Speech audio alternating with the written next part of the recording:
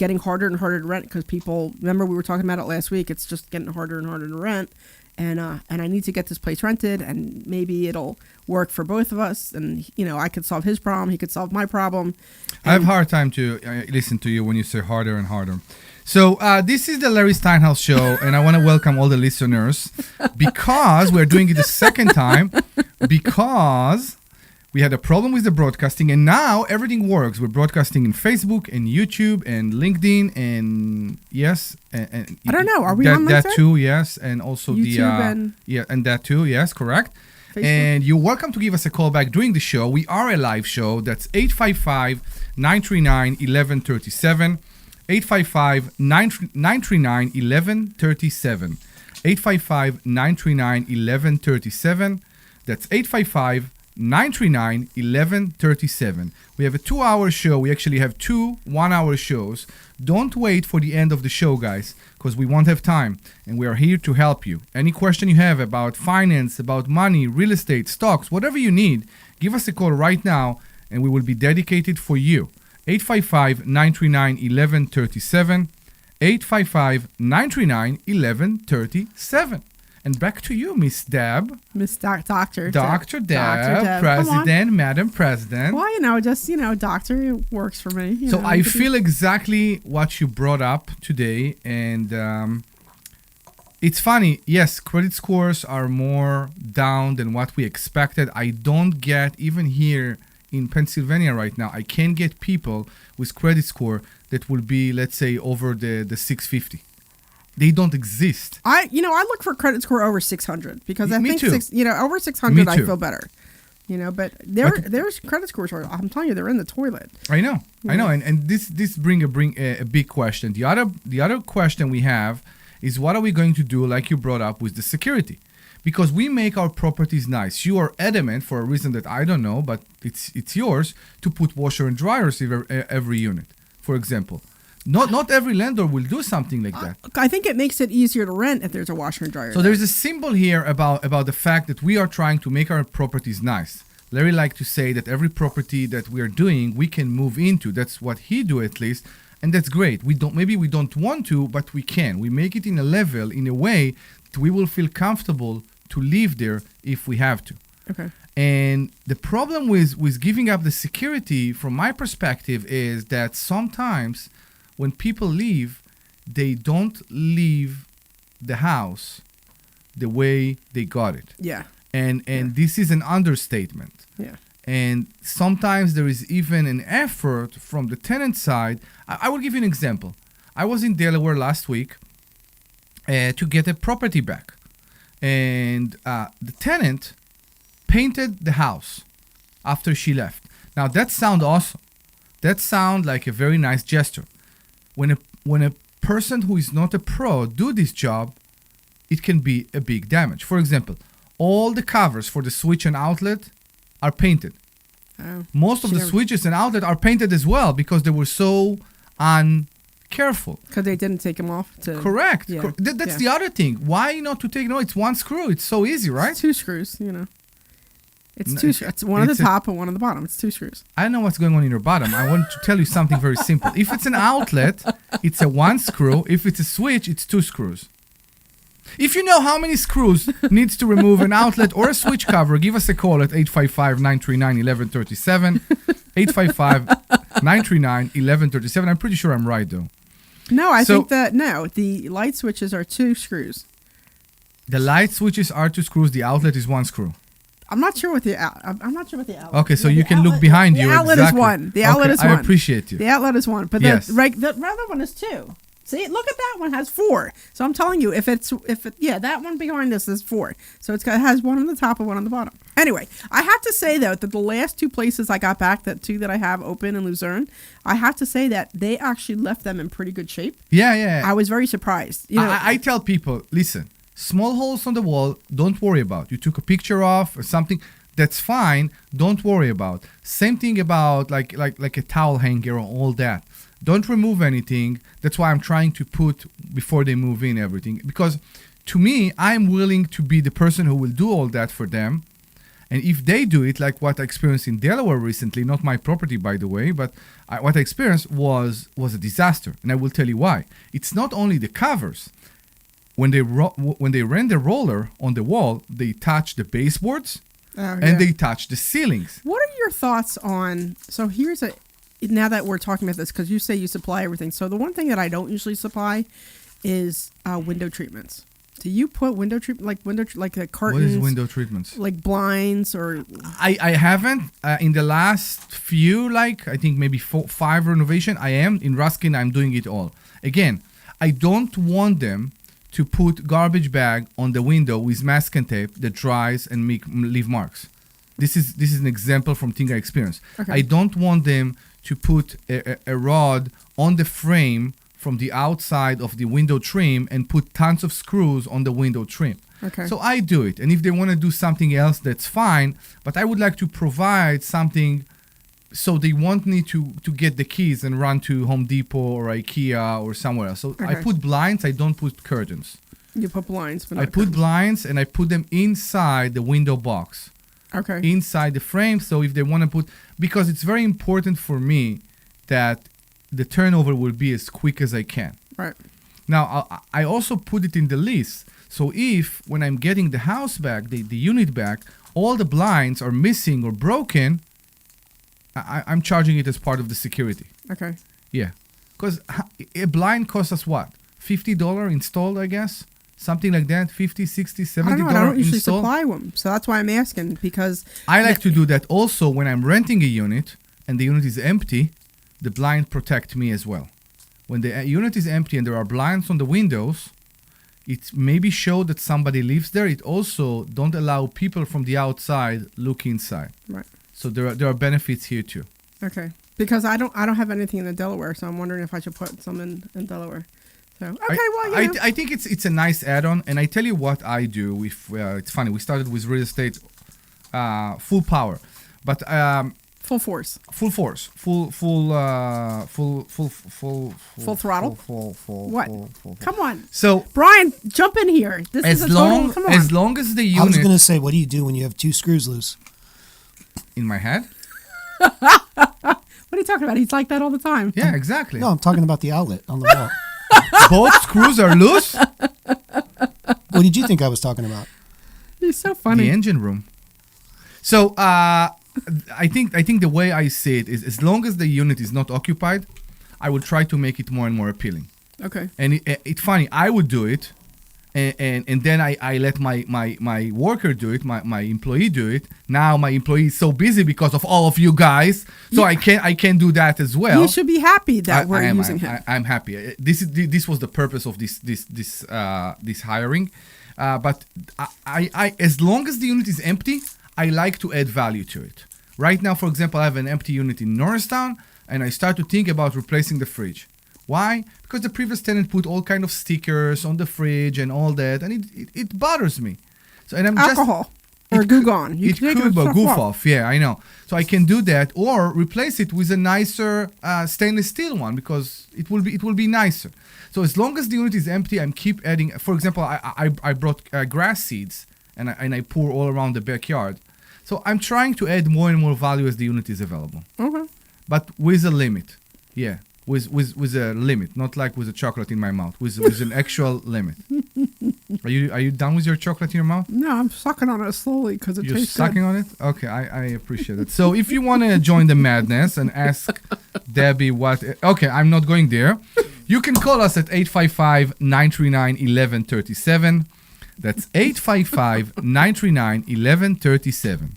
855-939-1137. 855-939-1137. We're broadcasting to you also live on Facebook and YouTube. You can give us a call at any time or put a comment. We have a comment from Kimi, our number one fan, the vocal listener. She's always there, and we are very happy that she is with us. 855-939-1137. Are we done with real estate? No, I'm still waiting I'm waiting for somebody to call about, what they think I should do about that potential tenant. So but you could hear I'm telling you, you could hear the stress in his voice. Like, I know. you know what I mean? So, I mean, I'm leaning towards let him have it. I mean, you know, I did do the PA, I did look at PAE docket. the PAE docket, which is a way to look at evictions in Pennsylvania. So do you know that that's part of why I ask people to send me a text with their full name? I have their full name, I have their number, and before they even come, let's say I have one person that is coming, and it's an hour for you, it's 2-hour drive. So there it's a 2-hour drive from me. Correct. So I have a 1-hour drive. So before I even go and I bother myself with that, I can go to PAE docket and then I can find out. And I will tell you that last time Do you ask for their date of birth? Because you can look it up through their date of birth too. Yeah, you can. But if you have the name and you have the same county or the same even town, it's probably the same person. So, you know, I don't know, because I like having the date of birth because at least I know for sure if it's the right person. So in every docket, in PAE docket, once you go into the docket, there is the date of birth. And then you can confirm it with them. Well, no, what I'm saying is that when you look it up, because I have the app on my phone. Correct. And I look up their name, and then you can put in their date of birth. So I ask for their date of birth, you know, on the spot. Before you even met them? Well, I did for this guy, but usually It's careful. No, in person. Usually, like 9 out of 10 times, I always ask for it in person when they're thinking about being interested. And I'm like, hey, you know, give me your date of birth and your name real quick, and I look it up. But with this guy, because he's so in a shambles trying to get in somewhere, and he saw it today, I'm like, give me your, you know, let me look you up real quick, because he said, I think that my landlord, he was trying to get possession, so there might be an eviction. I'm not really sure. And I'm like, let me look you up. And then I said, give me your name and then give me your date of birth. And nothing came up on PAE docket. And I asked for the same for his wife, girlfriend, fiance, whatever she is. 3 years ago, I was here and I said, we are entering an era that every person will have an eviction or a housing court in their records in the areas we are renting. And I think we are there. Because almost every person have, sometimes it's very far down, 2014 I saw and all that. But the problem with that is during COVID, we had problems. People couldn't pay, court were closed, landlord opened cases that sometimes dragged for months until they could be in front of a judge, and that's the problem. I'm not finding that, Omri. I No? mean, I'm not finding that. I mean, I have had people be interested where they had very recent, like I remember once where I showed it on a Sunday and then I looked it back up on a Tuesday or Wednesday. Just for some reason, I thought to look it up, and something had showed up in those 4 or 5 days. So it was just very weird. And I can't even explain to you why I decided to look again, but and something showed up and I'm like, look, I can't take you because of, you know, this happening. But for the most part, I don't get that many. You know what I do get, which I think is interesting? Tell me. I get the driving without a license or driving without an insurance card, or I get tons of parking tickets. Yeah, or I get the not reckless, like I've had substance abuse or, you know, disturbing the peace, or I've had some assaults, and I'm like, yeah, you know, this isn't the best place for you. I'm sorry, you know, I don't think I could take you on. But like I've seen some of that stuff, you know, and I'm just like, well, that kind of stuff I'm not interested in. So if a person drive without a license, but they always pay their renting time. That I don't care about. I don't care about any of that stuff. But when you're starting to get assault and when you're starting to get drug abuse or distributing, then I have no interest. Ask the questions. We interviewed a tenant over the phone, and we asked the questions. This was, I think, last Saturday, and the way it brought up, the way she presented the situation, I didn't like what I hear. Me and Larry, actually, we didn't like what we hear, and I tell you why. It was the landlord fault, and she told him, and he didn't fix, and she stopped paying, and she told him she can't pay, and the attitude was a lot of blame. I had people that had evictions before, and I accepted them because they said I was in a bad spot, I couldn't afford it, I have kids, I couldn't sleep on the street with my kids, and I said, what happened since then? What did you do? And where are you right now? And some people don't like that, and it seems like, why are you going into my business? But some people appreciate that, and they said, somebody is willing to give me opportunity. Somebody, and you know, and Larry know, as part of me being the worst landlord, and of course many water, the river, yes. How do you say? A lot of water went down the river. There's a say here. Water under the bridge, Stop. So, right? Water under the bridge. A river runs through it. A river? No, that's a movie. You and your movies. It's water under the bridge. Water under the bridge. Like Yes. you let it go. Oh, So, whatever. I don't know. I like to give people opportunity. Okay. I like to give people, because our business is people. Well, that's And why. I love working with people. I love communicating with people. And when you give people the opportunity they deserve, first we get an opportunity in our life. Because Well, that's this why is I a was circle. interested in helping. Don't bother this- me. Oh, And the that's other why thing, I was interested. and the That's other why thing, I was interested. the other That's thing, why I was. they are thankful. People are thankful for good. Because they know and they remember that you gave them this opportunity. And that's why they take very good care of the property. They take very good care on the relationship with the landlord. Okay. And it's awesome. And I have tons of example. But before that, I want to go to a quick commercial break. I know we have Martin in King of Prussia on the phone. We will put you on just quick commercial break. And we are going to be with Martin. Hey, You're clear. Thank you, man. how many times are you going to listen to my voice before you Hey, finally Facebook, go to YouTube people. Hey, Kimi. We're sorry. We had I a can't believe technical you haven't signed up for a difficulty, so class we yet. missed the You're first gonna 5 learn real minutes. estate investing. You're gonna But learn we are stock here. options trading. You're going to learn things about money that you And we're didn't still even waiting for you know to call in to existed. tell me what to Go do. to investorschooling.com right now. Oh, my goodness. This Thursday, investorschooling.com, and take that free class. Brian, eat. See you there. You say you're starving. Hey, this is Larry Steinhouse with Investor Actually good. Schooling. Listen, I know sometimes you Thank you for worry that. What about does that coming mean? to see me because you don't want to invest in stuff. real estate, because you don't want to What is deal that? with toilets, trash, or tenants. I'm going to teach you a way Pepperoni that you don't have to bagel deal milk. with toilets, trash, or tenants, or even own any real estate and invest in real estate at the same time. You want to learn this, so go to investorschooling.com. That's investorschooling.com and take a complimentary class this Thursday. And I promise you, no toilets, no trash, no tenants.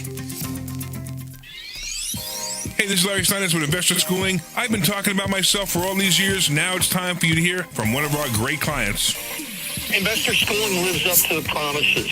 Larry's a great teacher, teaches about the whole new approach to thinking about money. I've taken to heart many of the things that he's taught me, and my financial life has improved. Come to Investor Schooling, and you could be just like Charlie and change your financial life. Go to investorschooling.com. We will see you Thursday. Hey, this is Larry Steinhouse with Investor Schooling. Did you know that we have a radio show right here on WPHT every Saturday at 1 o'clock? It's called The Larry Steinhouse some Show. rules before I And you came want to in. listen to this show Do you wanna because start it's a or I live start? show and you can call Me? in. In fact, Okay. here's the call-in number. 855-939-1137. And when you call in, you can ask us questions about real estate, the stock market, even politics. All right, I'll give you one more minute, and then we'll come back. You don't have to, actually. Oh, yeah? Yeah, I think we're good. Oh, yeah? Invest- Oh, yeah? Whatever yeah, you come want. I back, just don't yeah, want to come lose back. the... I'm just teasing you. I know, teasing you are, All right, always. We're coming back right after this. Taking My a wife free teased me class as well. on Investor Schooling. Come She's to using the Investor hands. You will learn so many different ways that you can make more money in retirement than you actually expected to. Go to And I'm going to leave that right there. Yes, please. Leave that Thursday. little- That's investorschooling.com. That's You're coming back. there. Disclaimer, then music. Thank you. And say Paid that I'm for hot. by Investor Schooling. You are hot. Hello, and welcome back to the Larry Steinhouse Show. We are the special edition from the Investor Schooling headquarters here in Bucks County, Pennsylvania. So Larry is not here today, but we have two very powerful people here in the studio. This is Dr. Deb, the president of Investor Schooling, and of course, we have the stock option aviator, Brian Lerman himself. The stock option guru. Thank And- you. Yes, of course. And I'm here also, myself. I'm Omri Morad. And we have Martin on the line. Hi, Martin. How can we help you today, my friend? Hi. Well, some months ago, Larry was talking to somebody about Medicare and Medicaid, and he kind of offhand mentioned that he had his assets in trusts, and so he was protected. And he didn't really get into whether he had revocable trusts or non-revocable trusts. And it's Revocable. always been bothering me. It's like, I think you have to be in a non-revocable trust to protect yourself from Medicaid, but I'm not absolutely sure. So I was wondering if that you could clarify that. The trusts that we put our properties in are revocable trusts. They are revocable. They are not non-revocable. They are revocable trusts. Okay. Does that really protect you from Medicaid, though? They might just say, well, then revoke them and pay us all your money. It's a good question. I think there is a lot of shift right now with trust, but the idea behind trust, you need to remember, is not that somebody know that this is your trust, that you are the beneficiary of this trust. The idea behind trust is that nobody know who is the beneficiary. It's just there. And there is normally a 5-year look back, so you need to consider the fact that somebody will go back to see if you sold the property that was on your name in the last 5 years and put it on a trust. But I understand your concern. You say they can, if they are aware that you are the owner of the business, they can come after you and say, sell this trust, sell this property that is under a trust. Well, revoke it. And I know they can do that on if you're sued. Like if you're sued and you have a revocable trust, and you say, I don't have any money, all my money's in the trust. And the judge says, is it a revocable trust? And you go, oh, yeah. And then the judge says, well, I order you to revoke it. And then go pay your creditor a whole bunch of money in bankruptcy or whatever. So I know that revocable trusts don't give you a lot of protection. So I was just wondering. It's also a tool that allow you to change whatever you want at any given time. So I will stay with my answer. I think the idea here is to, let's say, and it's maybe the wrong term, the wrong word here, to hide your assets. When you put your assets on trusts, nobody know that those are your assets. There is a trust there, and maybe you're the beneficiary, but nobody know that you are the beneficiary of the trust. We are facing a shift with what's going on with trust recently. I know Debbie went to a webinar that explained that much better, because I'm not sure what's the current situation. So the biggest issue with the trust, what you're talking about, is that the FinCEN rules have been changed a little bit, and people who are like drug dealers and things who are hiding money, or private lenders. So we use a lot of private lenders when we buy properties, and we're not using a regular bank. So when you're doing that, it highlights what's going on with the real estate. So there's, I guess, been a lot of money laundering with drug dealers or something. So that's why they're cracking down a little bit more on those rules for the trust when you buy properties in trusts. So now they're asking for EIN numbers so that the government can track it. And I think that started back in March, but I was able to get my property, the last one I bought, it was still under my Social Security number. And it's in a trust, so it's protected by a trust. And the only thing I have in that trust is that one property. So the only thing that's at risk is one property. It's not like I have all my properties in one trust, because that's not something that you want to do. You want to only have one property per trust, so to separate them and to protect them individually. And the other thing is the Social Security represent the trustee, not the beneficiary. Am I correct? So that was a very gray area, because technically the trustee does not own the property. Correct. They're just the trustee. But he has the power. He controls the trust. He has the power and has control of the trust, but the beneficiary is the one who... So that's where, when we went to that webinar, they weren't able to answer us directly because we buy properties so differently than everybody else in the world, right? Correct. So there was a lot of back and forth about it. So, but I can tell you that when I bought my last property, which was after the FinCEN started their regulations, and FinCEN is like whatever, I don't know what it stands for, but it's the regulatory rules for buying properties. And that, I believe, it started in March. Yeah. I think it was March, and I bought my property after that, and I was still able to buy my property in a trust using my Social Security number and not an EIN number. When you say was using your Social Security number, you mean that when you open a bank account, or you talk about when you closed? When I closed on the property. So in the title company? At the title company. They wanted your social. Yeah, they wanted my social. Now, when I did open up a bank account, because I open up a bank account always beforehand. Correct. And that is also with my Social Security number, not an EIN number. Okay. I got you. Yeah. So I hope we answered some of your question, Martin. Well, you talked about putting real estate in trust and all, but like I know when Medicaid kicks in, they look back like 5 years and say, did you have any money in those 5 years? If so, it ends up you have to give it to us. You know, you're supposed to be pretty much bankrupt on paper, at least. for Medicaid to pay for your whatever it is that has to pay for. Well, But if you weren't bankrupt 5 years ago, they're like, oh, then you need to give us that money. But if it's in a trust, and maybe if it's more than 5 years, it doesn't matter one way or the other. But maybe if it was less than 5 years, maybe it matters. I don't know. But we put our again, I don't know. We're talking the power of the government here with the Medicaid stuff. So I don't know whether a revocable trust is really strong enough to keep them away, I guess. Well, we always guess recommend what putting properties in trust to protect them. And so if you're 65 and you decide to put your property into a trust, at that point it's too late. You need to give, like you said, it's a 5-year look back. So if you do it, you want to do it pretty quickly, and then this way you have 10 or 15 years, and by then the government won't know about it because it's under your social, but it's protected by the trust, right? That 5-year look back isn't.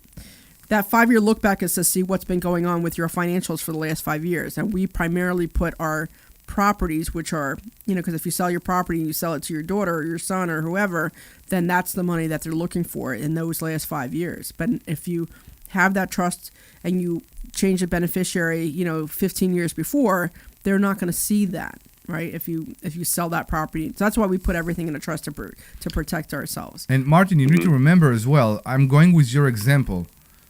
If you are in front of a judge, and somebody is suing you or want to take your properties, this judge needs to give a court order to disclose that you, the trustee of the trust, will disclose who is the beneficiary of the trust. There is a reason why this product that called trust is out there.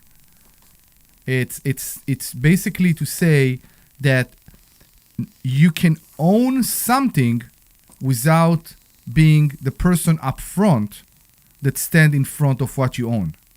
Am I describing it correct? I don't know if my English was good enough here. I think I know that we're talking specifically about real estate, and you're talking specifically about Medicaid or Medicare, but it's the same thing. I think it's the 5-year look back is different. still. No, Medicare and Medicaid are different, yes, but I think you're talking specifically about Medicare. But we're talking about protecting our assets. Medicaid is what it meant. Yeah. Medicaid is what you meant? Medicare doesn't. Medicaid is the one you use when you have to go to a nursing home and they're costing you $250,000 a year. So that's when people go bankrupt. But Medicaid will pay for everything once you actually are bankrupt. But if they look back and saw that you gave away all your money, and that's why you're bankrupt, and they say, that doesn't count. You better find a way to get that money back. That's the 5-year look back. And that's the 5-year look back. That's absolutely correct. Correct. Yeah, that's the 5-year look back. But that's not Medicare. Medicare is just you pay your premiums every month and you have health insurance. That's Medicare. Right, but we talk about protecting our properties. The thing about Medicare is that they look back 2 years to see how much money you were making, and if the more money they make, the more that they charge you for your health care. That's all I know about Medicare. But that's everything. But it's not that you have to be bankrupt. It's just that the more money you were making, the more they charge you. That's all. That's what we have here. You're from King of Prussia, so I believe you're familiar with what's in this state called penny, which is the version of Obamacare here in Pennsylvania, and it's exactly what you just described. You pay according to your income. It's subsidized until a certain level. And we always tell people, take the subsidy that you can, because you never know how your tax return will look in a year from now. So always do that, always take advantage. And if you made so much money in the end of the year that you need to pay back the subsidy that the government gave you for your health care, okay, good. They deserve it. I made money. Yeah, it's always a good thing. Yeah, of course. That's okay. Always. Well, I think you answered the question as best you could at this point. So thanks very much. Of course. Thank you very much for calling us. Have a good day. Of course. Thank you so much. If you have any question, please give us a call back. 855-939-1137. 855-939-1137. We still had nobody called to answer your question. I know. I need to know what. So I'm curious to see what everybody else thinks about we whether or have not 15 more minutes for the show, and Debbie want to know if she should accept this tenant. Yeah. 855-939-1137. That's 855-939-1137. I also want to talk to the pro about the stocks. I know. I was just going to say we should. But maybe we'll save it for the next hour, because yesterday I stormed into his office and we're trying to make a decision, and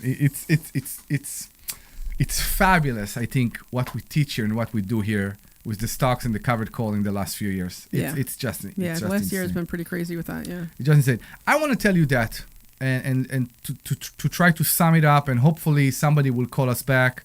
Not back. Somebody will call us and tell us what they think about accepting a person with a 550 credit score or with application that maybe is not appealing to you so much. Yeah. 855-939-1137. I'll tell you that. To me, empty property cost me money as well. I know. That's the whole point. It been empty for like 3 months. I need to get it cost rented. me money. And then there is a scale between how much it costs me right now when it's empty and how much it will cost me tomorrow when people will leave and I will need to redo the place. I'm working, as I said, with many people that are through our organization. They need help. They are being guided by caseworkers and all that. And as sometimes when I go to those properties and I walk inside, I am so sad. I just did appraisals for my properties, and I had to go with the appraisal in all the properties.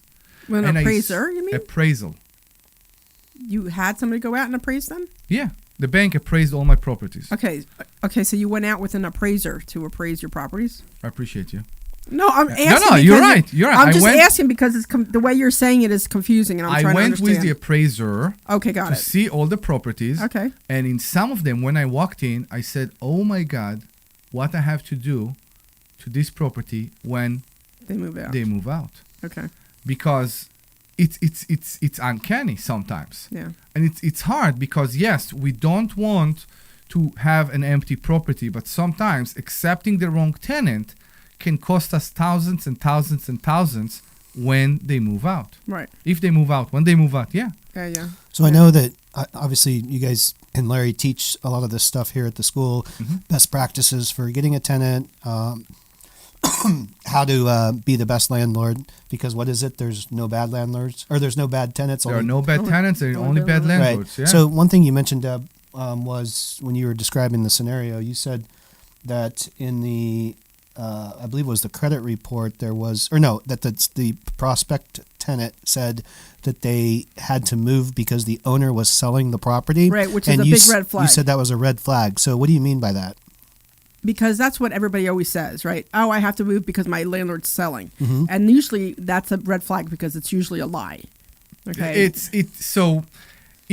was a red flag years ago. What happened in the summer of 22 and 23 and 24, 23, 24 were the highest. Property value became so high that so many investors sold their properties. They didn't sell them many times with the tenant inside. They wanted to get the max they can because the market is so high. So they tell the tenant, 60-day notice, you need to move out. And then they painted a bit and they sold, and they were running all the way, laughing to the bank, right? Because their $50,000 or $100,000 property worth $200,000 now, and they couldn't believe it happened. So we did see a lot of investors, a lot of landlords that are selling. And I don't know if it's such a red flag. Back then, yes, but you can always basically blow this claim away when you call the previous landlord. Right. So that's the other thing, because I told them that I'd be back at home today at 4:35, and I'll send them the paperwork, and on the application I need to get the landlord's information so I can call and say. And then that's the other thing, that instead of saying, "Hey, how was your tenant?" it's more like, "Hey, I heard that there were problems. Tell me about your problems." What? I don't know what you're talking about. Well, he told me that there were problems. Tell me about your problems. And sometimes it's interesting because Larry recommends I love that. the response. Because you're like, "I'm surprised he told you," or well, they were late a couple times, or, they said that and then one time this lady was telling me for 20 minutes, she was bitching to me about some potential tenant. And I'm like, Oh, okay, great. I know, we want to hear. Yeah, we want to hear what's going on. Tell me about this and tell me about that. And then, and then you're kind of playing both sides, right? Because you're playing, hey, what'd you do about that? Or how'd you handle that? Or whatever. Or tell me more so I knew, you whatever. And then you can kind of make a decision and go back and forth from there. But it's always interesting. Yeah. So, I mean, I do have to call the previous tenant to see what's going on and see if he validates, that they're moving. But it sounds like... Usually you can call, BS pretty quickly, but I'm telling you that the hope and tension and stress, you could hear it in his voice. And I'm like, something's going on here that, maybe this guy is actually telling the truth, and he's scrambling to find a place for his family so that they have somewhere to go. And I'm like, and I think that's why I'm even bringing it up, because usually I'd be like, yeah, whatever, but the way I'm telling you that you could just hear it in his voice that something's really going on.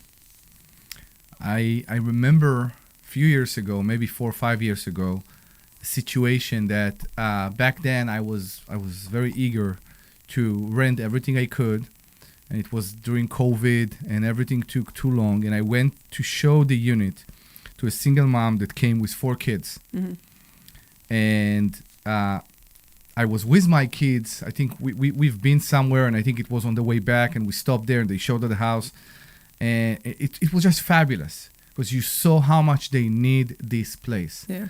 And the daughter, I think she was 5 or 6 year old, she went to her little brother and she said to the little brother, stop running around, stop doing that. Those people won't give us this nice house.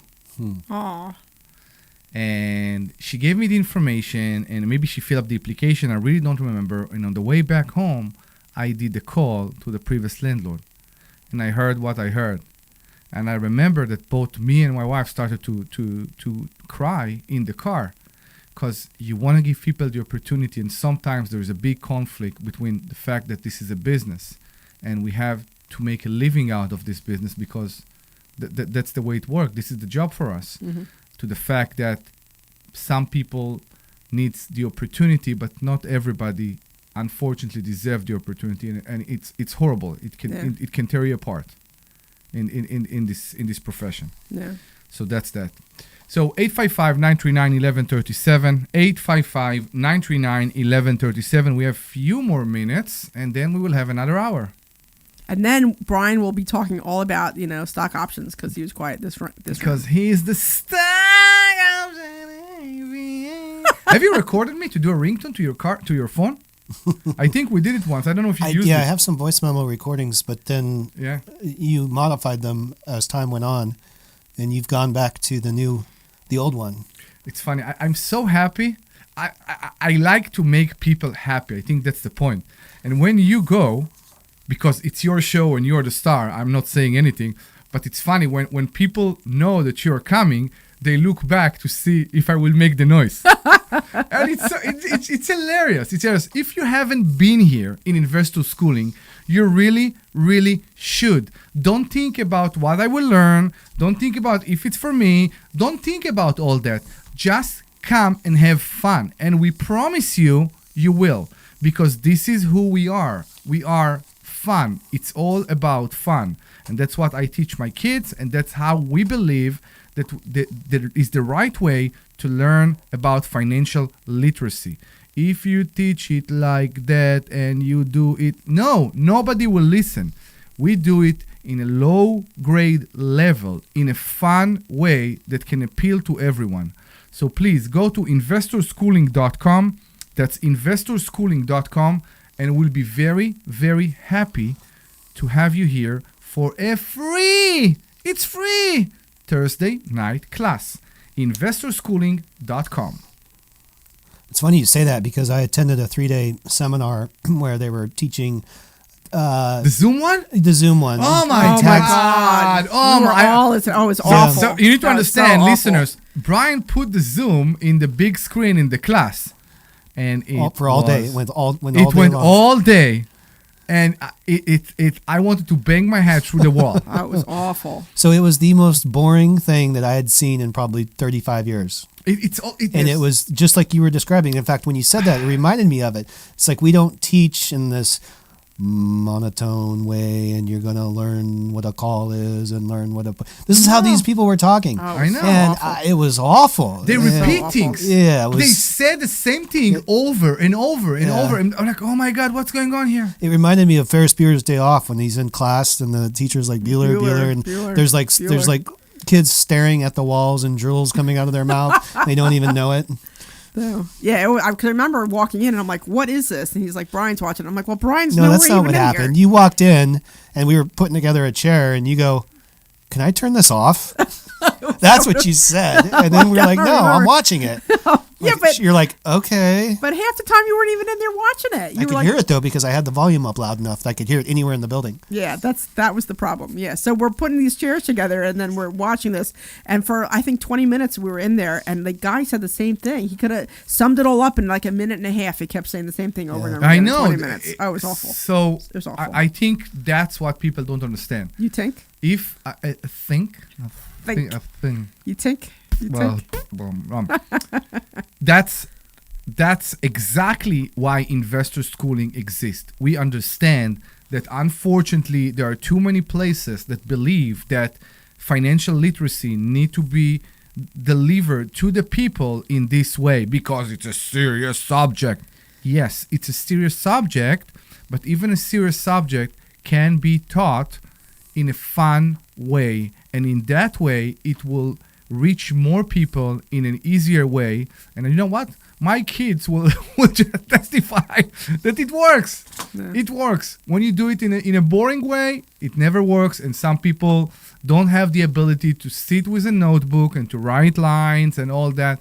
When it's fun and it comes with some melody with it, and it's funny. We have so many sentences, right, that are running around in this building about stocks, about real estate, right? So many sentences? Sentences, rules that we say, and we say them in kind of a melody, right? Yeah. Never sell in a... never sell in an off day. Okay. We know those sentences. They come with the melody, and that's why people are coming here, and that's why what we deliver them sticks in, and it's great.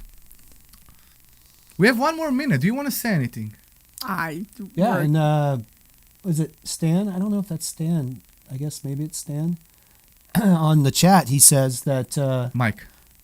Sorry, that's Stan online. I think it's Stan that called us or is chatting with us. He said also mentioned that friendships start at investor school. Many. So we obviously we're teaching something, but we're also a massive community of like-minded people that we're not even... Everybody comes from all different places and with different knowledge levels, and we're all really friendly. Correct. So go to investorschooling.com. That's investorschooling.com. My name is Omri Morad. In the studio with me is Brian Lerman and Dr. Deb, and we'll be here for another hour, so stay with us. Go to investorschooling.com.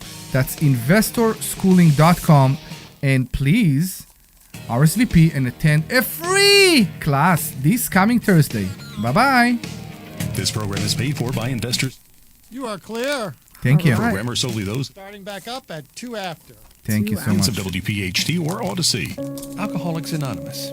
The only requirement for membership is a desire to stop drinking. There is a solution. You can find us at aa.org. WPHT, WPHT-HD, WOGL HD3 Philadelphia. From the Piazza Premium Automobile Studios, powering your drive with 10 brands and 20 locations. Always live on the free Odyssey app. Our yoga instructor challenged us to find inner peace. I found it faster than anyone. After 4 seconds, I stood up and screamed, I found her! At the end of the show, I have some information to give you, Dr. Dub. Okay, no problem. Bet365 does, though. New customers get $200 in bonus bets just for betting $10. Namaste, losers. Bet365. Winning is everything. Gambling problem? Call 1-800-GAMBLER. 21 plus only. Must be physically located in Pennsylvania. T&Cs apply. In-app only. To 15-year-old Harper, buying an $80 vintage rock t-shirt is a great investment. To Harper's mom, this logic has a few holes in it. So she helped Harper open a Wells Fargo Clear Access banking account. With no overdraft fees and tools to track spending, Harper's learning, one heavy metal tee at a time. However you make money work, Wells Fargo can work with that. Terms apply. Visit wellsfargo.com/deposit disclosures for fees and details. 1 minute to intro. In digital advertising, everyone talks about clicks, but clicks don't pay You the do the bills. intro again? Sales do. Outcomes from Yeah, buying why? It was and good. selling It was actually advertise. great, and now It everything works. prioritizes your bottom I don't line. have a second intro. Our You don't need a AI-driven second technology intro. looks Do the past same the one. Fine, Do the yeah. same to one. find the Don't worry about customers it. It was good. I most thought likely it to buy was your It was great. product. It's smarter. It's too long. Faster. No, No, it was it's good. fine. For No, it was real-world good. results. It's smarter advertising made simple. Visit Viant.ai. I don't know. Maybe we should just Wesley start. Financial Group is not No, a law that's fine. firm, and Chuck McDowell. You don't want? I don't know. It's too long. Shut up and do So- it. No. Stupid. Shut up and do it. So obviously, you don't need to stay locked in place, Brian, but like just try to be a little bit aware of your microphone. Yeah. You don't have to be a statue. Yeah. As soon as you said that, I was like, oh Wesley my god! Financial Group I was for help screaming, today. and my lips Call were right Wesley on the now for your microphone. free So I could just imagine the crackling 939 on 1441. somebody's car You're stereo. fine. You're fine. Yeah. 1440. Here we go. Investor Schooling. All opinions or statements expressed on the program are solely those of Investor Schooling or their guests and do not reflect the opinions of WPHT or Odyssey. WPHT, WPHT-HD, WOGL HD3 Philadelphia. From the Piazza Premium Do I'm your Automobile captain. Studios, powering your drive with 10 brands and 20 locations. Whatever you want. You're hot. Free Odyssey app. The Larry And Steinhouse Brian is Show. going to do his thing. Good afternoon, listeners. Welcome to the Larry Steinhouse Show. I was told I had to do a second intro because my first one was so good, but I didn't write a second intro. Do the same one again. You are awesome. All right, my name's Brian Larman. And I'm here today, and I'm stepping into the captain's seat as the Stock option aviator. That was horrible. I know. You We're want waiting me for to you do? to come You want me on. to do this? The I voice? want you to do the short one. That's the stock option aviator. No, the one that trails out. Stock. Yeah, that one that you do in the bathroom. So exactly, we are in a closed studio. The smell can scare you out. I don't want to do that. Oh my God, you guys are gross. You guys Okay, are All gross. right, appreciate listeners, it. today's show is about to take flight from Investor Schooling headquarters located here in Langhorne, PA. Joining me here is the one and only Omri Morad. Morad. I Yes. finally said it right after 6 months. Yes. Omri, he's better known as Omri the Immigrant, or Omri the worst landlord turned into the best landlord. He is a real estate investing powerhouse, the proud owner of a mobile home park in Ruston, Florida. And he's a real estate coach here at Investor Schooling. And sitting to my left is the beautiful Dr. Deb Anderson. I like to call her Madam President because she is the president of Investor Schooling. The smartest person you'll ever meet. She's built millions in real estate through rentals, tax deeds, note investing, and land flipping. A powerhouse when it comes to mindset, motivation, and execution. I think you just gave a lecture on execution, like I did, taking actually. action, right? Ooh, Yeah, just It's the a whole very, thing. very hard thing. Execution. That's right. So the team is here. You missed it, and Omri. You missed it. and we're coming at you from the only brick and mortar financial education center here on the East Coast, known as Investor Schooling. That's investorschooling.com. .com. That's right. We're on the internet, but we also have the actual school here where you can join us at 7 p.m. every Thursday, where 200 people show up to learn how to make money. And of course, we operate under the founder himself, Mr. Larry Steinhouse, who is on vacation right now. He decided to go get some sun, and he is on a cruise. But his message is here resonating with us. And what's his message that's on his best-selling book called Money Hacks? That's Omri? because everything you know You about think you know. money, I know, but it said everything you know about money is wrong, which is very true. All right, so what we're talking about today, we'll dive into the stock market, real estate market, income strategies, money mindset, and how to stop doing financial things that broke people do.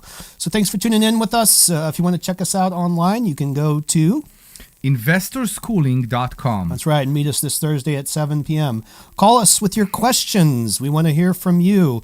Want to know if you should get into the stock market or if you should get out, if you're doing it right. Are you doing it wrong? If you're sitting on cash and don't know where to start, perhaps you want to get into real estate and figure out what your next deal is, or you're trying to fix a deal that you're in. Call us. 855-939-1137. That's 855-939-1137. 855-939-1137. 939-1137. That's right. Whether you're brand new or been investing for years, this is your chance to ask us questions and change everything. So let's get started with round 2. So I want to tell you, you said something here. Maybe I didn't hear it before, or maybe you said it now. You said if people are sitting on cash. You know what I found out? I had the dinner yesterday, like a dinner with friends, and I don't remember being invited to that one. You don't know them, and they don't want to know you. The problem, and I started to explain, because Tamar started to talk about that. I don't like to talk too much about the covered calls because it's hard to explain. Yeah.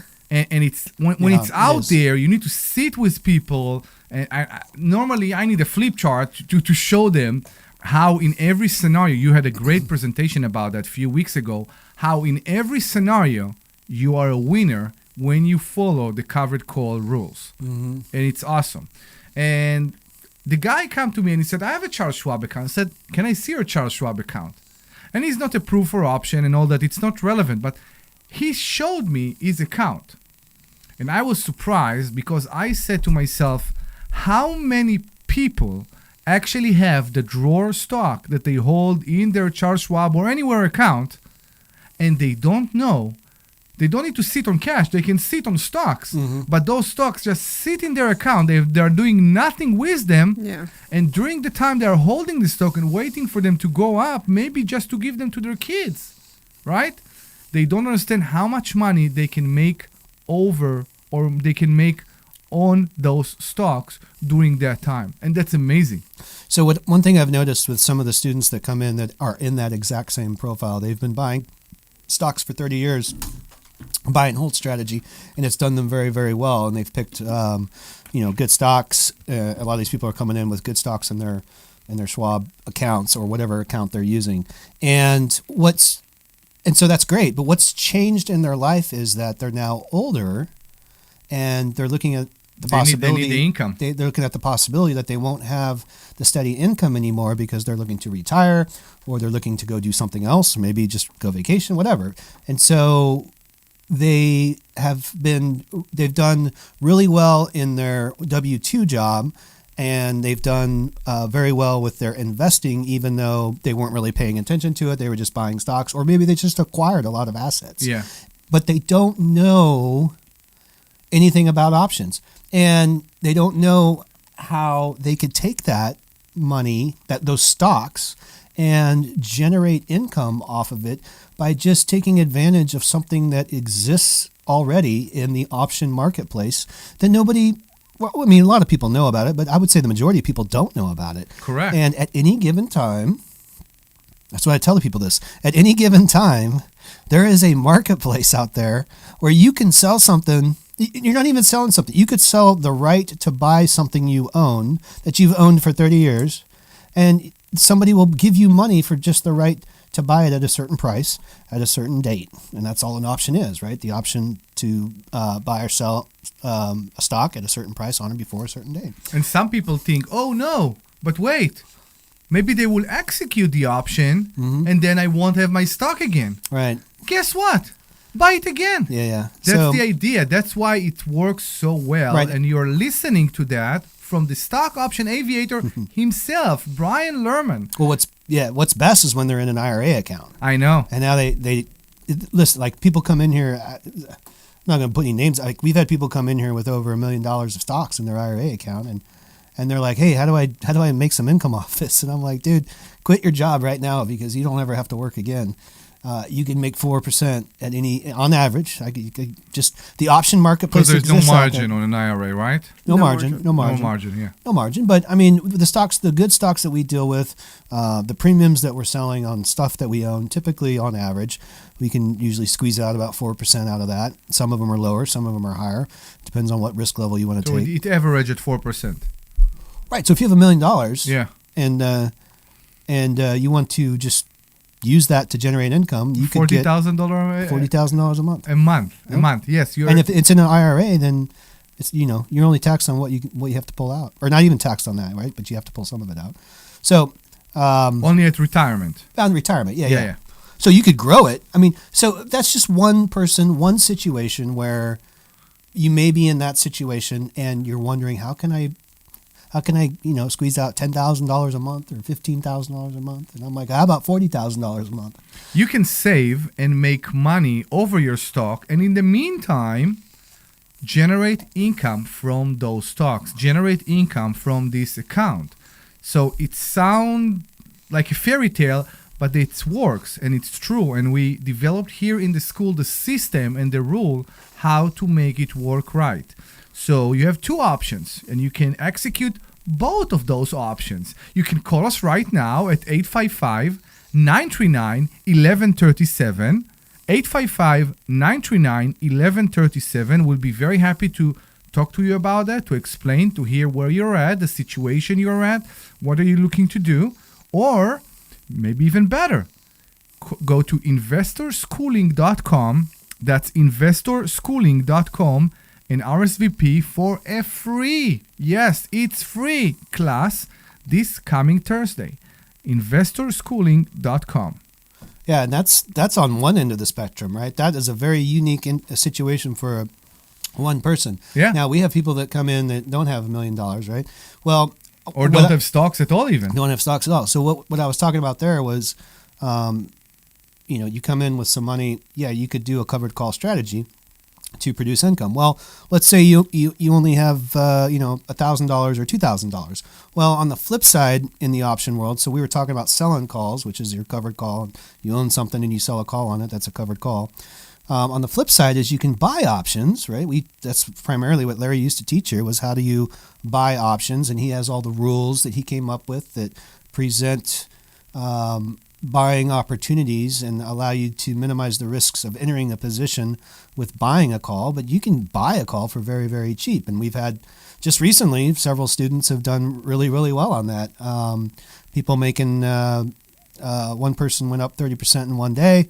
Another one, we try to tell people, once you've reached 30%, go ahead and get out of that option, right, and take your money and run. Yeah. But we've had students that are learning how to do that, and depending on how expensive the stock is, you can get in for a couple $100 and buy the option to own something, and you hope the value of that contract goes up in value, and then you can sell it back for a profit. There's many, many different ways to make money using options, and we try to teach it in a very simplistic way.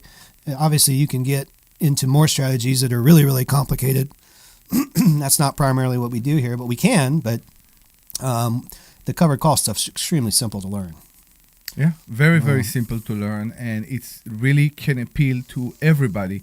If you own stock, if you dealt with stock before, if you never even had anything in stock market and you don't know even where to start, this is a very simple way. And yes, we know that you heard from your grandmother or your uncle, stock option, it's so risky, you will lose all your money. No. Yes, there is a way to do it. It's called YouTube or listening to your friends. But if you learn how to do it and you mediate your risk and you understand your risk and you expose yourself only to the risk that you accept to take, it's all different. And with the covered call that we are doing, the risk right now, I think, to me at least, the way I see it, it's the lowest risk ever if you consider anything, even buy and hold.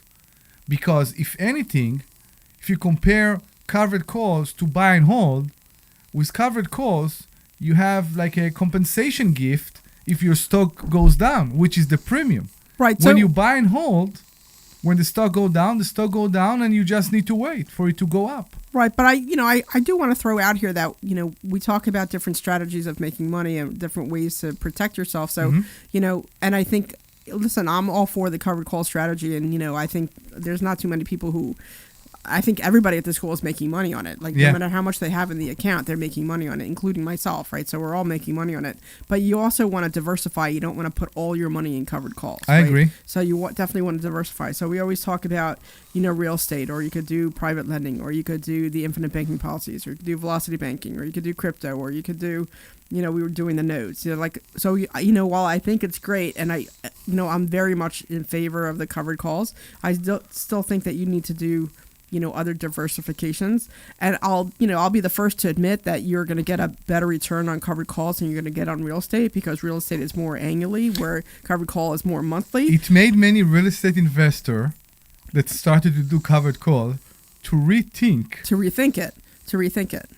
Now the 1% rule don't work as good. Right. So the 1%, it's not as nice. Right? I know it's not. But as you nice. also still need to diversify, because if the market goes down or something, you still have your real estate to back you up, right? So you don't want to just only do the covered calls. So you want to have multiple things in there. We had a great test, I believe. Maybe it wasn't a catastrophe time, but we had a great test in the last trading day on.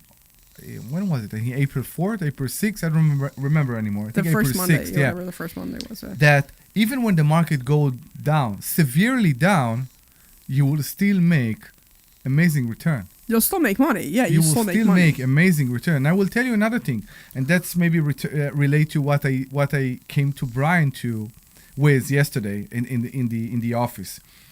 When the stock goes down, nobody is pushing you to sell the option on the stocks. You don't have to sell the option.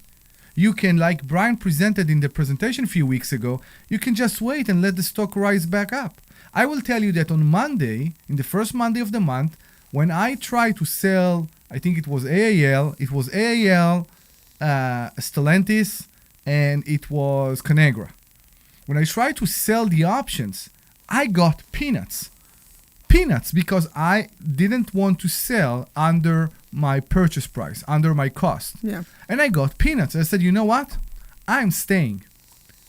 I'm not selling the option. I'm waiting. I'm holding the stock, and I will see what will happen. And Larry told me, no, it's $500 today. I think it was in lunch. He said, it's $500 today. You don't know what it will be tomorrow. I get the point. He was right. But I said, you know what? I don't need the $500 today. I will wait. And I waited another day. And yesterday, I entered the aviator's office and I said, listen, the stock is at the point that I can make $1,500 today. I think it was $1,300 today. Yesterday, it was only $500. I can make $1,300 today, or I can still sit aside and let the stock go back up and enjoy that. So I think we need to remember, nobody is forcing us. Nobody is telling us, you have to sell the option. You sell, you will make the money. But you can do whatever you want. And it works. And it works fabulously. If you go by the rules, it works fabulously. So if you want to know what the hell we are talking about, give us a call. 855-939-1137. 855-939-1137. 855-939-1137. 855-939-1137. And of course, go to investorschooling.com. That's investorschooling.com and RSVP for a free class this coming Thursday. investorschooling.com. So I have a question for Brian. Sure. So I know that when you came to the school, you didn't know anything about stock options, and this was all new to you. But you have gone over and above and really surpassed Larry and how to do all this. But what made you, what drove you to do that? Because you were learning how to do it, and what made you try to figure out this premium versus that premium, or the stock market does this, and this, when this goes up, this goes down? Because remember, I was in your office a couple of days ago, and you're like, you see how this came up and then it came down, and then it went up higher, and then it went down, and then it went up higher, and then it went down, and I'm looking at it like, I'm not sure what I'm looking at. Yeah, and I can't look at it and understand what because you're trying to show this to me, and I just didn't know what you were trying to show me. But how? Well, it started with trying to. So you can trade options and you don't really necessarily need to know 100% why the premium is the price that it is.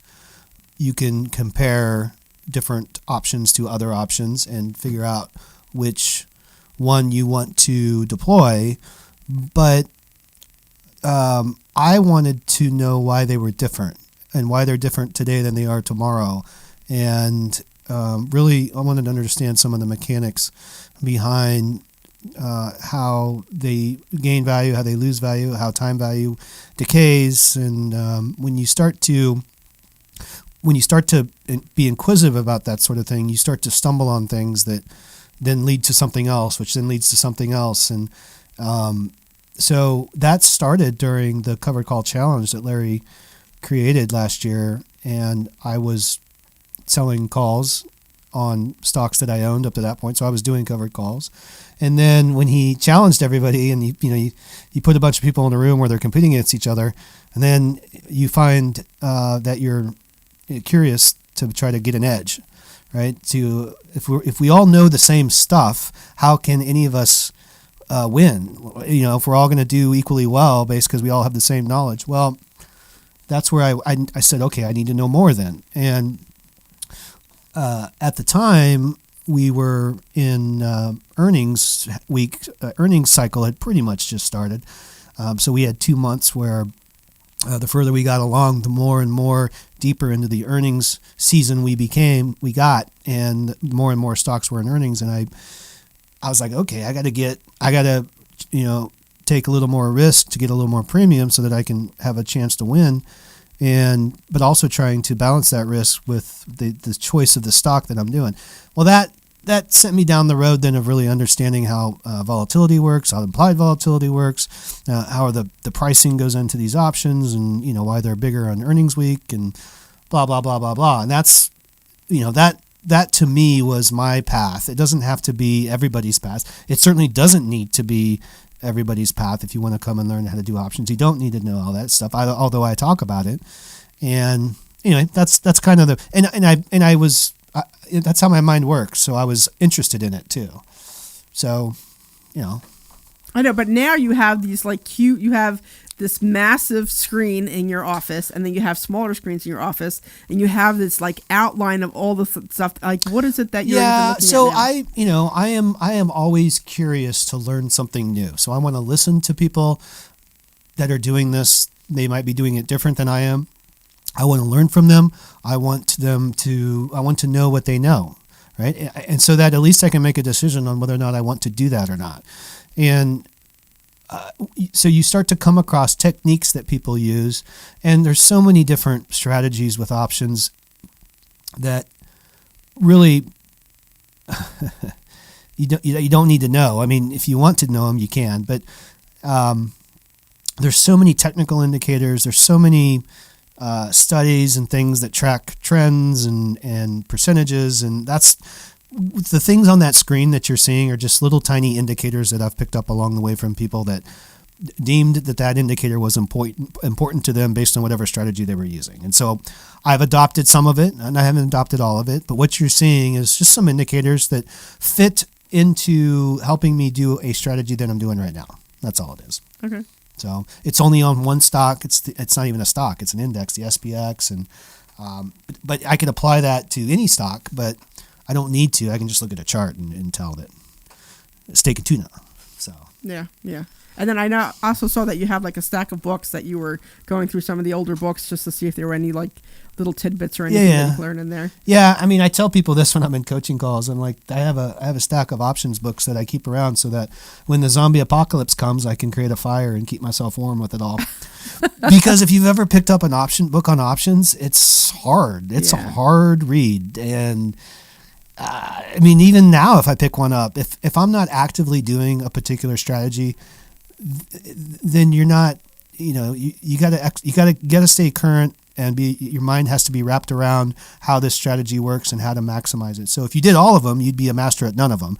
If you find a couple that work for you and you're able to master it, that's great. And so when you pick up a book, typically they're telling you about everything. You could do all these different things. Okay. And it's hard to put it into application unless somebody's showing you what they're doing, which is kind of what we do here at the school, right? Yeah, People come here and we're like, this is what we're doing. This is what we're doing with covered calls. This is what we're doing with buying calls. This is what we're doing when we buy puts. And we can show you our results. We can show you the rules surrounding these few strategies that Larry has put together and teaches very well. And then once you learn that, which takes a while, then depending on how much time you have and what you want to do, we can explore other ways to make money with options. That's all I do is options. So when you guys are, you start talking about real estate and stuff, I'm start staring at the wall and thinking about what I'm going to do tomorrow. And That's okay. I stare at the wall when you start talking about cover calls and all your option strategies, and I'm just like, okay, la-di-da, I don't know what's going on. Well, here, that's and how I just know. go with So it. when I'm preparing a lecture to teach the class, I start to tell Ken about it or speak to some of the points that I'm going to make. And two things happen. Either Ken puts his headphones back on Yeah. and goes back to what he's doing, Okay. or he falls asleep. And Wow. that's how I know if I'm going down the wrong road. Okay. If one of those two things happens. Okay. I know that we were away in San Diego when you did your one class about when the market is down, and I haven't had a chance to watch that one yet, so I do need to. Yeah, that was pretty data intensive, a lot of Was it? spreadsheets and stuff. But Okay. because at the I time, heard it was really good. Well, Like, I yeah, heard at the it was time, great. we were when you are selling covered calls, you're exposed to the stock market because you own stocks, and so if the stock market goes down 10%, well, your stocks have gone down probably 10% as well, right? When the market's going down, it'll drag 3 out of 4 stocks with it. It's kind of what people say. And there's not much you can do about it. But while it's doing that, you're selling premium, you're selling options, and you're bringing in some premium, which is good. And the point of that lecture was, well, okay, how do we ride it back up? Well, let's talk about what riding it back up looks like. Like, how quickly can we ride it back up? Because you are limited anytime, like Omri was saying, anytime you sell a call, and he had American Airlines, which he said was AAL, that's the ticker symbol, and it was down. And so he looked at selling very, very deep out of the money options, strikes, and they weren't bringing in any premiums. No, so zero. It's almost like, well, then what am I doing? Like, why am I even doing this if I'm not going to generate any money off the premiums? And you just answered your own question. Well, then don't do anything. Yeah. Right. So that is an option. And what I was going to say though, when the market was on its way down in February, the volatility was climbing while the market is going down. We like to look at the VIX, the indicator, and that was climbing. And so these premiums that we were selling on stocks that we owned were huge because the volatility had gone up in the marketplace. During January and February, I made good money on SLV, for example. So we sold options in the beginning of March that we had new students come in the middle of March, and they began to sell options, and I lined them up with April 6th, which was our trading day. So in the fund and with all the Onyx students, we had traded out 30 days or however many days it was for the month. And we received, we made, I think 8% or something was our, we were obviously using margin and stuff, but I had students come in the middle of March, traded for 15 days. They sold options for 12 to 15 days. Exactly. And they were making 10 to 11%. Mm-hmm. So they made more over less days than we did over 30 because the volatility had gone up significantly. Yes. So when you ask me, why do I care about these? Like, that's why. Like, so I would, if I was just paying attention, I would say, wait a minute, how come these premiums are so big right now? And I'd want to go out and try to find the answer for that. And that's kind of what I did last year, was start to go out and find the answer to all that. Okay. I sold in the beginning of April the option for Amazon at $2.15. And I kept being conflicted because it was enough. I said, because my cost is $2.10. And I said, I'm going to do $2.10 and have the high premium, or maybe I will use this extra $5 per share to recover my account from the February. Mm-hmm. And I said, yes, no, yeah. And then I decided to do $2.15. A week later, it reached $2.50. Yeah. I was amazed. Now, what people don't understand, it's not don't understand. You need to change your point of view, change your mindset a bit. Yes, correct. You only make the premium on the stock, or you only make the premium plus the delta, the difference between your cost on the stock and what you sold the stock for in the option. Don't be too afraid. Because the same way that the stock went up and the person who bought the option from you made big bucks, your stock could go very down. Right. And they Yeah. will lose all their money, Yep. and you will still get the premium. It will be in your pocket. So we don't know what will happen. We always say the same thing about earnings, right? We said holdover earnings. No, typically we don't want to, but we will in monthlies. Yeah. Correct, because we don't have any other. Sometimes we don't have any other option if we have to make plays. But you don't. There's some things we do where we have to make plays, like in the fund. But then there's, if you're just doing this on your own, you don't have to. I make think a play. the bottom line is we don't know what affect the stock market. So right, so the premiums, if you sell an option contract, if you sell a call and that time frame extends over earnings, then the premium is going to be a lot bigger because there's more volatility because of the earnings date is in there. So correct, yeah, but we don't know what will happen. Well, why is the volatility higher when the earnings date is in there? Because we don't know what will happen. Because we don't know what will happen. Because we don't know what will happen. It's more a casino. Okay. It's not, but it's riskier. It's riskier. It's riskier because so the volatility is higher. So at the because the earning date's every 3 months, right?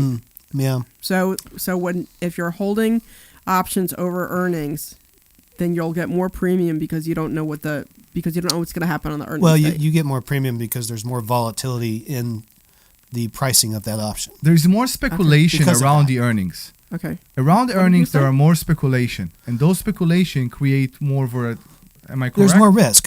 You said because you don't know what's going to happen. Well, I mean, yeah, layman's terms, kind of, yeah, we don't know what's going to happen. Okay. So if you're betting on something you don't know what's going to happen, it's a riskier bet. Okay. So if you want to join this conversation, or if you just want to figure out what the hell we're talking about, give us a call back, 855-939-1137. Why I say back all the time? I don't know. Give us a call, 855 939-1137. I love you. 855-939-1137. 855-939-1137. 855-939-1137.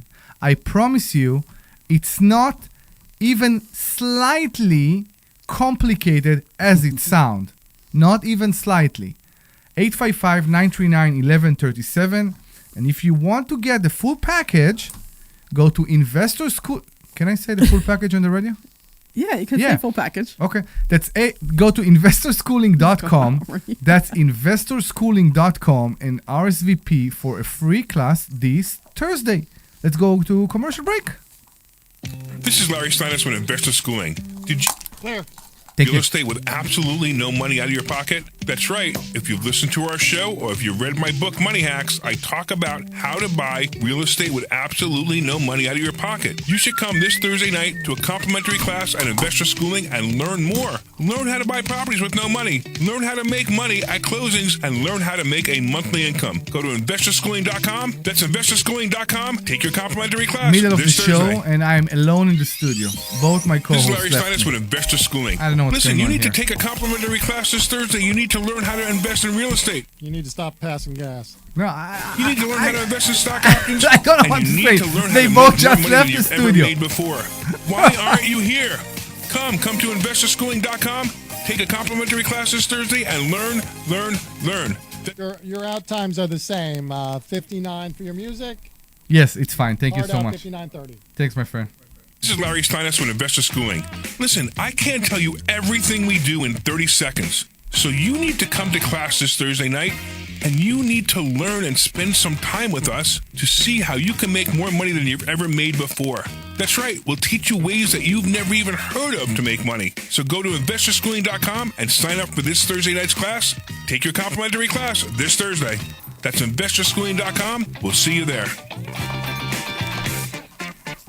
Hey, this is Larry Steinhouse with Investor Schooling. Did you know that there are a lot of altruistic reasons that you should become a real estate investor? Altruistic? That's right. You get to rent houses to really nice people who need houses. And you know what? When there's a housing shortage and you have a house for them, they are so happy. I've actually gotten hugs from tenants. So come to investorschooling.com and you will learn how to be a landlord the right way. That's right. We have a complimentary class this Thursday night. And this way, you can get hugs from your tenants too. Go to investorschooling.com. We'll see you Thursday night at 7 o'clock. All right. How about 30 seconds? We good. Charity we formed called Lev 27. Lev 27 is a charity that helps people stay in their homes. Look, sometimes life happens. Many people live paycheck to paycheck, and if suddenly something happens and they can't afford to pay, You'll get the disclaimer, then You'll hear the music. All right. And when you hear the Thanks. music, you're back. 27.org. That's left27.org to find out how you can help. No calls right now. This program is paid for by Investor Schooling. Oh yeah. Oh yeah.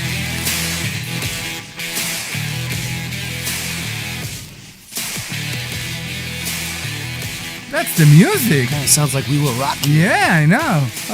We will rock you. We will rock you, by the way. You just need to go to investorschooling.com, and we promise that this coming Thursday at 7 p.m., we will rock you. What? Brian is what? No, No, I'm actually looking Yeah, on. you have no idea what was going on here before the commercial, okay? So the minute the commercial started, both my co-hosts left the studio, and I was alone here for a second. I wasn't sure if we are even continuing or not. I said, wait, maybe they think it's over? I don't know. And Debbie is playing with her phone. No, I'm actually okay. So hold on. What? Yes. Because I'm looking, and I'm actually looking at us live for the first hour, and then Larry says, "Hey, Brian looks so bored." Probably because we were talking about real estate, and you're like, "Yeah, not interested." But it's funny because when you start going off and doing your stuff, I'm like, I don't understand what's going on either. So it's just kind of funny how that works out. Did my RBF come up? RBF? You're a resting bitch face. You can't say that. Can you? Yeah, you can't say You just said the B word. You could say bitch on the radio. Glenn, please help us. Stop. And if Glenn, if we can't say it, just dump it. But you could say that on the radio, can't you? You can say it. I mean, Not like repetitively. try not to do it all the time, but Whatever. Yeah, can you stop and close that? Thank you. So I was welcome back. I was looking at the comments that for whatever reason didn't show up here, so that's why I was looking to see what happened. Would you calm down? And was there anything important on there? No, clearly not. Yeah, Other exactly. than I Thank you. looked I bored? appreciate it. Apparently, you look bored. Nancy had a question, but if she wants to know the answer, Exactly. she has to call in. What's the number? 855-939-1137. Ooh, that's 855-939-1137. Nancy, please give us a call back. The fact that you're a student doesn't mean you don't need to call anymore. 855-939-1137. 855-939-1137. So yes, we dived into stocks this hour. Yeah, it's okay. It's I all know, good. which We is did- awesome. We did one on real estate and one on stocks. You know, I have a question for Brian, actually. I do have Sure. another question for Brian. One of the things that we always talk about is, pick your 6 stocks and follow your 6 stocks. But with the covered calls, it seems like it's a little bit of a different strategy. So, and I think that's where I got myself in a bit of a pickle when I was doing weeklies, because it felt like I was looking for stocks to buy, and that's where I made my mistakes. How do you look at stocks, and how do you know which ones to pick? And Ooh, that's a very good subject. What's your actually. strategy? Because that's I know that's where I made my mistake, and because I wasn't, I didn't know what I was doing. So tell me, how you handle that. Yeah. So some of this started when I started the covered call challenge. Was which stocks do I actually want to consider for covered calls? And what I've found out that works well for me, and that what I've taught in the fundamental lecture and stuff like that is, I like large caps. I will. So explain what you mean by well, that. I mean, so over 10 billion in market capitalization. I will look at stuff down to 2 billion. For example, like Peabody Energy. Am I not talking into the mic? You're good. Just when you move. Peabody Energy was a one that we traded for a while last year, very well, very successfully, and it was a smaller stock. Alcoa is a very good example. Alcoa, yeah. So, and they had good fundamentals. I mean, they're profitable companies, and they don't carry a lot of debt. I talk about things like that, which means they can weather storms when they happen. I like to see high rates of return on equity. And these are fundamental stuff. We talk a little bit about PE ratios, and you look at how PE ratios compare to each other within their sector and then against each other. And, one of the reasons, I love Tesla. I want to own a Tesla. I want to own a Tesla robot when it comes. You want a Tesla? Omri has a... No, not right now. But I do not like Tesla stock. Now, I wish I had owned it a long time ago. Yeah. And the reason that it's not a good stock for me to do covered calls on. I don't buy calls on it either because it goes up and down a lot, and it's kind of unpredictable. And the biggest one of it is its PE was just so high. It's like it's insane. People are willing to pay a lot of money for Tesla stock for whatever reason, and it's certainly not because of the financials. So explain what PE is. Price to earnings ratio.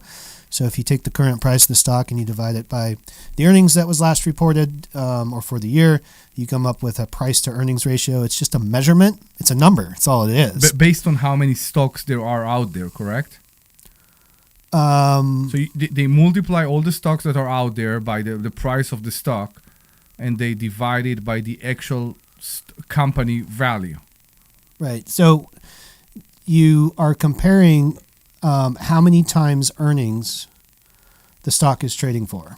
So if its earnings are $10 per share and the stock is trading for 100, what's 100 divided by 10? Price divided by earnings, that comes to 10, right? Correct. So 10. So somebody's willing to pay 10 times earnings for this stock. That's what the current price of the stock is. I mean, all by itself, it doesn't mean a whole lot other than it's just a measurement of how many times earnings the stock is trading for. So if you have a sector, though, and all of them are similar, that's normal. If you have a sector and one of them has a PE of 100 and the other one has a PE of 3, well, you have to start asking yourself, why are people willing to pay so much more for this company than that company? Because on paper, it may not be justified. The actual value of the company that you want to compute yourself, which there's different interpretations of that. Basically, how much are you willing to pay how much times earnings are you willing to pay for this company? It doesn't sound much. And Tesla might be in the 300s sometimes. I don't know what it is right now. So it does sound very, very similar to real estate. The real estate price is basically what people are willing to pay for it. I see what you're saying. Yeah, like a business. Like if you were to buy a business, you would look at everything about the business, but how much are they earning? The future earnings. Correct. And then try to come up with a price. And so it's not that it's a tell-all indication, but you have to use it in context. You have to compare it to other things. It's funny, that's what. So right here, PE for Tesla is 372. Wow. So the company is traded for 372 times the actual value of the company. So what do you want to compare it to? Like NVIDIA? Let's just compare it to NVIDIA. They're both, Mag 7 stocks, right? Yeah. So if we were to go to NVIDIA... When you said Mag 7 stocks, what's that? Magnificent 7, so they're just 7 of the, desirable big stocks in the S&P 500. Okay. So NVIDIA is 41. Wow. Now, how much, let's see. How much revenue did NVIDIA make versus Tesla? Tesla made $94 billion in revenue, trailing 12 months. So the last 12 months, they've made $94 billion in revenue. Wow. Just straight up sales, right? NVIDIA in the trailing 12 months, last 12 months, has made $215 billion in sales. Oh, wow. NVIDIA's... I'm pretty sure the profit per sale is higher. Absolutely. Yeah. So this is my point. NVIDIA trades at 40 times earnings and Tesla at 300 and something. Correct. Why? Because it's so popular. Right. And I think that's insane. That's the saying to all those teenagers that are listening to us right now. Yes, you want to date the queen of the class, but once you do that, you figure out it doesn't pay as much. No, the pay is... Omri, I'm sorry. That went wrong a bit, but it doesn't benefit you as much. So it's exactly that. Maybe she's very popular, but one date is enough. Are we done? I think we're done with that one. It could be. That we're I think done we're done with that. that one. I think we're done with that one. So here's an example. This is what I do in class sometimes. I've done this before. I throw up 2 stocks. Yeah. And I say, which one do you want to own? And I make it somewhat misleading in that I try to, I put this company is trading at this big price and their premium is $20-some. Yeah. If you were to sell a call on it, right? This stock's premium is $2, right? And then I try to compare them and show them how they're wrong. Well, I do the same thing with fundamentals, and I say, okay, company A is makes this much money. So if I said that company A makes 125 billion in revenue, and company B makes 94 billion in revenue, which one would you go with? Right? Will you go with the one that makes more money? Well, but we don't know everything, right? We don't know how many expenses they have and things like that. But anyway, I go down this list, and it ends up being Tesla and AT&T. AT&T makes more money than Tesla. Really? And AT&T right now trades for $26, and Tesla trades for $400. Okay. So AT&T, you said 26. It seems it came up a bit because it was very down for a period of time. But yeah, if you are listening to us and it seems very intimidating to you right now, don't feel that, because we promise you it's much more simple than what you think or what you hear or how it sounds to you. 855-939-1137. If you have any questions about the subject we're bringing here, we have like 15 more minutes. 855-939-1137. And if you do want to learn in a simple way how to make such great return, please come to Investor Schooling. Go to investorschooling.com. That's investorschooling.com and RSVP for a free class this coming Thursday. investorschooling.com. So yeah, it's funny how when we look at the PE, we never know what earning will bring, and Larry likes to say that you never know. Mm-hmm. You never know if the earnings are actually going to affect the stock. Right. But when you have two situations that both benefits you and both goods, the earning can be a good guide, at least for me. And maybe I'm wrong, and maybe if Larry would have been here, he would throw a chair at me. But I will tell you that yesterday, when I was trying to figure out if to sell the option on American Airlines, that the premium became high again, because the stock is coming up. It didn't become high again. I know, the stock recovered. You chose to look at 1 out of the money instead of 10 out of the money. 2 out of the money instead of 3 out of the money, correct. But the point is, I said to me, what will make the decision? How do I know if it's better for me to wait for the stock to go up again or to sell the option now? Right. And then I looked, and we saw that the company expect bad earnings in, I think, a week time from now. Well, yeah, sort of. Their expectation. The forward PE was negative or something like that. Yeah, negative 22 or 25. We didn't investigate it any further than that, so we don't know exactly what they were predicting. Yeah. We just knew that it wasn't as good as what they did last quarter. Correct. So, however, that's what everybody's expecting. And so if everybody's expecting it right now, everybody has decided to be trading the stock at the price it's trading at right now. Yeah. So if they everybody. If they meet that horrible expectation, then there shouldn't be any surprises, right? Correct.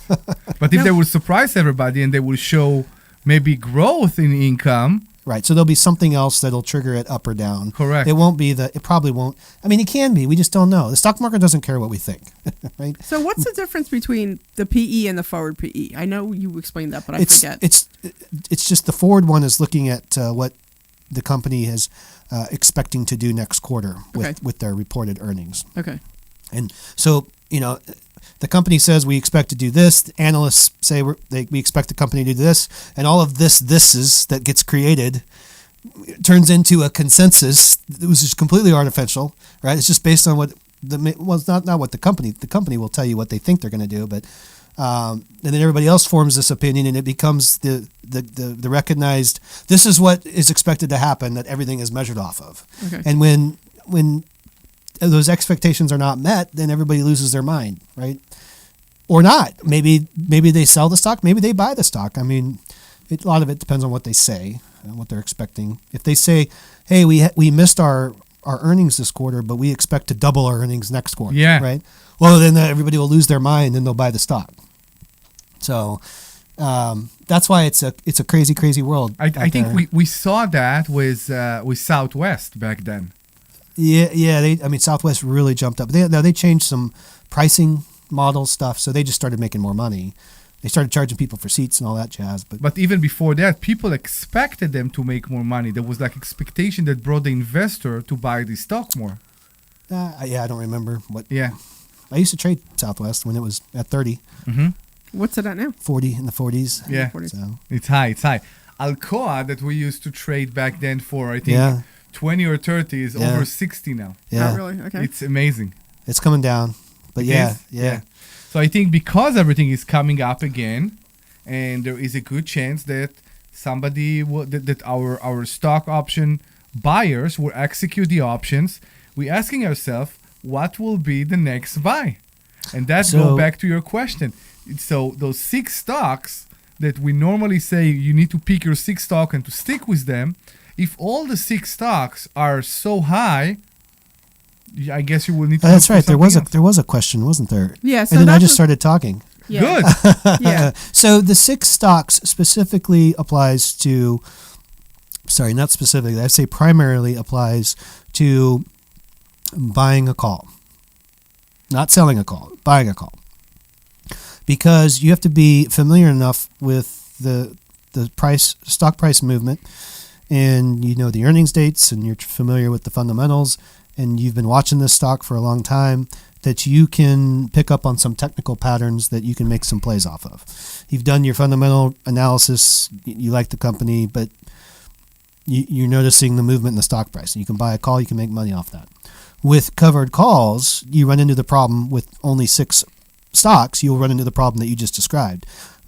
Well, if I'm doing this for an income generating strategy, that means I need to be doing something every time I'm available to do something. So if you're selling a month-long call, when that month goes by and the call expires, you have to either establish a new position or buy back the stock or buy a different stock, but you need to be doing something in order to sell something to generate the income, because you're doing an income generating strategy. Right. It's hard to do with just 6 stocks, because what if all those 6 stocks prices have gone up very much? Yeah. And so you start to look elsewhere, and that's fine. I mean, I tell people that. I mean, in the fund, we have 15 stocks for that very reason, that we are focused around 15 stocks, but we're maybe only trading 6 or 7 of them at any given time. I think we did a little bit more this time around, and the idea there is that hopefully you can get a better price entry on a different stock. So I have a list I actually have 4 lists ranked in like tiers. Like I have my tier 1 stocks that are my stocks I might go into the bag and see which one smells the best.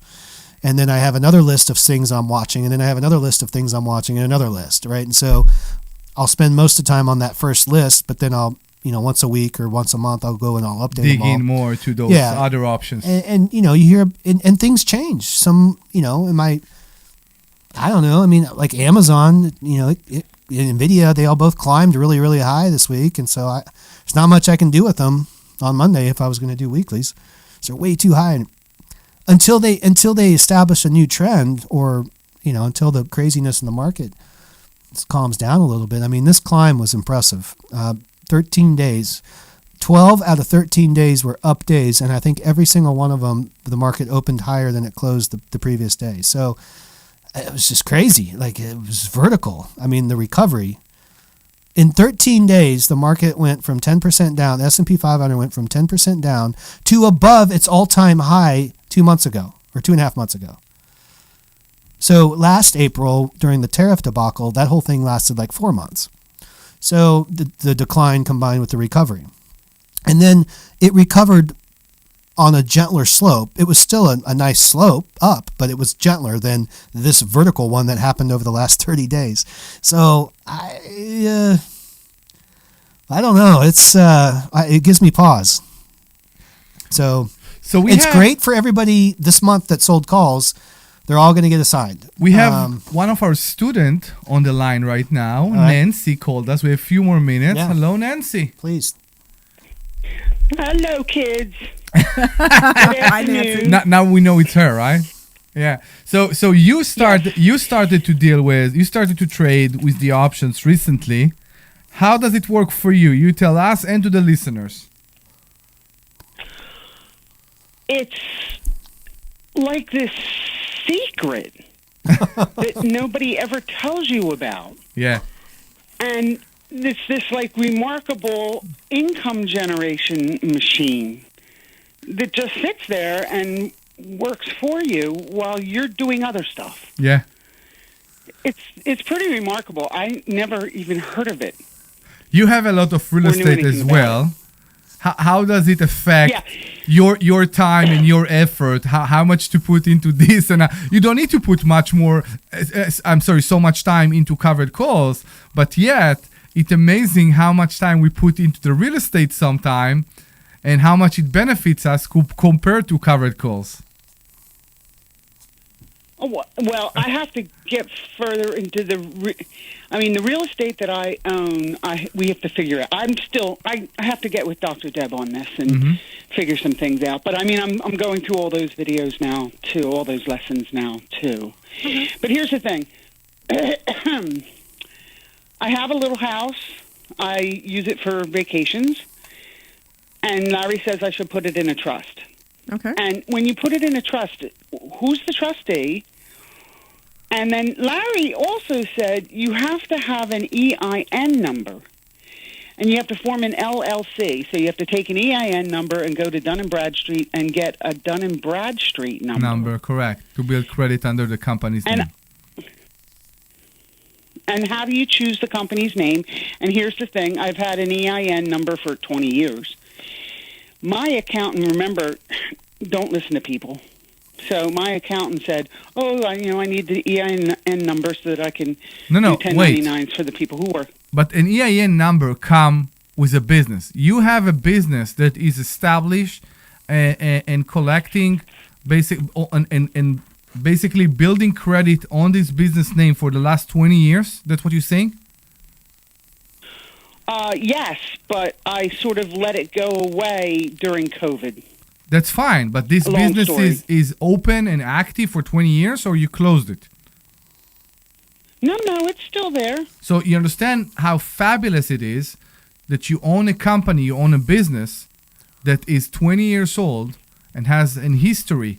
When you fill up an application for a loan for a bank and they ask you how long your business exists, you can say 20 years. I'm in business for 20 years. Oh, I'm sorry. almost 30 years. Almost 30 years, even better. That's awesome. So there's benefit to everything. Yeah, but I'm not really doing anything with it right now. Okay. We'll help you to figure this out. I think she was asking about EINs on a trust. There were too many information, but we only have 30 seconds. I'm talking about the little vacation house. Yeah. The little vacation house is not a rent. Wrap her up. It's just sitting there. It just sits there. Okay, we will need to. We just did our taxes, so it has no mortgage, so you can't write anything off. We'll need How you is to. it benefiting me if it?